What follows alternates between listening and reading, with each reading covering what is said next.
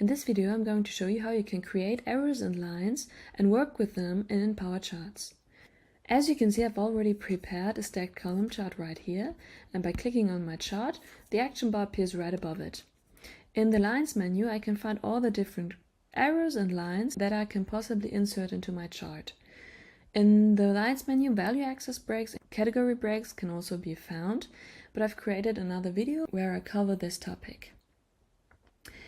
Moreover, there's the possibility to choose if connector lines should be shown in my chart and if grid lines should be shown. But I'm going to switch these options off once again and start with creating a growth arrow. A growth arrow displays the growth between two data points, and there are three ways of how I can possibly insert a growth arrow into my chart. First of all, I have to click right here and a little settings window pops up. The first option, how I can create a growth arrow, is by simply clicking on my start point in my chart and my end point right here. And that is how quick I can create a growth arrow. If I click on my chart once again, the settings window and the corresponding overlay menu of this arrow disappear and I can create another growth arrow. Now I'm going to show you the second option of how you can create a growth arrow. I'm simply clicking on my start point using the drag and drop function and choosing my endpoint. The third option is that I simply go to the settings window, click on this little pen and select my start and end point right here. For example, I go for 2021 as a start point and 2022 as an end point. And now you can see two things. First of all, I've inserted another growth arrow. And because these two growth arrows are overarching, and overarching growth arrows are automatically fused into one. If you don't want this to happen, you can simply change the height of your arrow like that, and now they're separated once again. If you want them to be fused once again, you simply put it up like that. And if you want to change the height of those two fused arrows, you simply click right here and change the height like that. Now let's have a closer look on the settings window. Right here you can choose which kind of label type you want to use for your growth arrow. Right now I've selected an absolute value, but I could also go with percentages or a combination of both. And moreover, I can choose a custom label or create a custom label right here. Then another window pops up where I can create my custom arrow label. Right here you have a little preview of how your label is going to look like. And as you can see, I've now only added an absolute value. But by clicking on this add, I can choose, for example, free text and, for example, %. By clicking on these little arrows, I can change the position of my label element. Right here I can choose in which way my label elements should be separated. So I could use, for example, space or a new line. For free text, I could, for example, choose a $sign. Maybe I want to go with a new line right here. And as you can see, my percentage value grows up into the next line. I can choose how many decimal places my percentage value should display. For example, 2. And if there, for example, should be brackets around it or not. Right here I can choose the reference value or the reference data point of my percentage value. But there's another video where I explain to you how this works. By clicking on OK, I'm inserting my custom label, and as you can see, this is what it now looks like. Right here I can also choose the decimal places of my percentage value. If I'm going for percentage value right here, I could also change the decimal places, as you can see.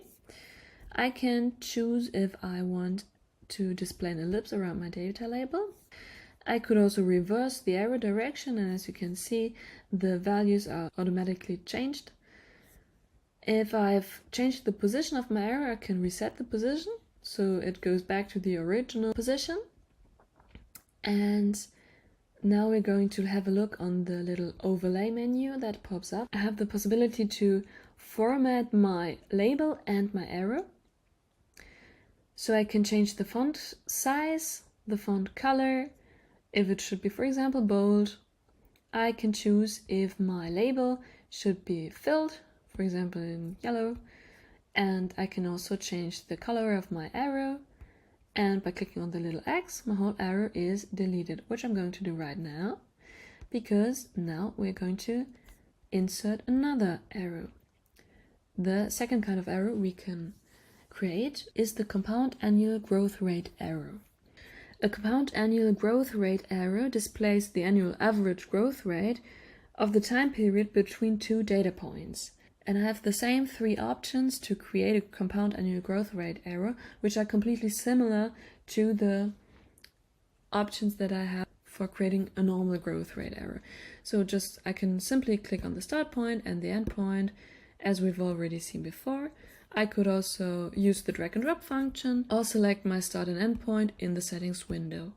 And now I see the average annual growth rate between these two data points. And in the settings window I have quite similar options as we've already seen in the growth arrow settings window. I can change the label type, create a custom label, choose the decimal places, define if an ellipse should be displayed around my data label, reverse the arrow direction, reset the position if I've changed the height, for example, and I can also choose if connector lines should be shown. And this overlay menu is also completely similar to my growth arrow overlay menu. So now I can delete the compound annual growth arrow once again to show you how you can create a delta line. Just click right here and another settings window pops up. And the delta line is a possibility to show you the percentage or absolute difference between two data points.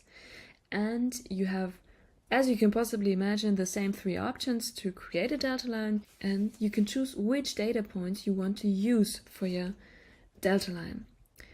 If you click on this button right here, you use the column sum of series 1 and 2, which would be 300 right here. If you click on this button right here, you're using the data point of series 2, which would be 200. And if you click on this button right here, you use the data point of series 1, which would be 100. So if I want, for example, to use the column sums of 2018 and 2019, I'm using my drag and drop function, and as you can see, a delta line is created. And in my settings window, I could also change the label type once again, select if there should be an ellipse displayed around my label, reverse the arrow direction, and reset the position if I changed the position of my data line, because I can change it and put it anywhere I want, for example also right here, right in the middle of my chart.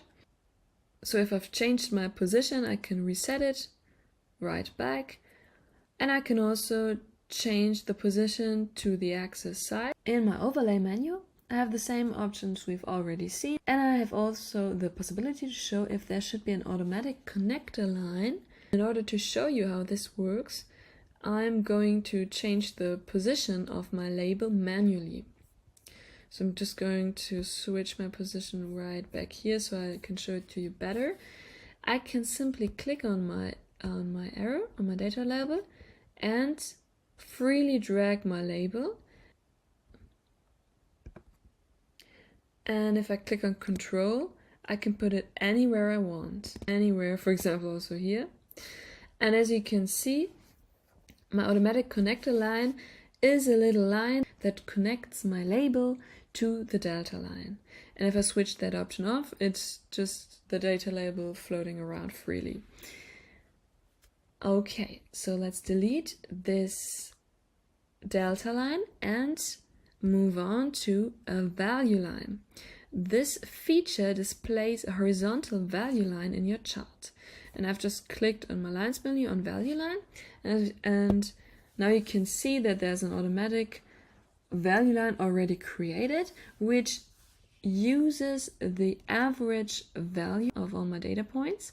So I could use the average value, but I could also untick that little box and type in another value that I want to use, for example 375. Right here I can define the name of my value line. If it shouldn't be value, I could also, for example, use target. And you can choose if an ellipse should be shown around your label, if it should be displayed on the axis side or not. And I can reset the position if I've, for example, changed the position of my label like that. And the overlay menu is also very similar to the ones that we've already seen in this video. I hope this video helped you to understand how easy it is to create arrows and lines with empowered charts and work with them and adjust them. Thanks for watching. Goodbye.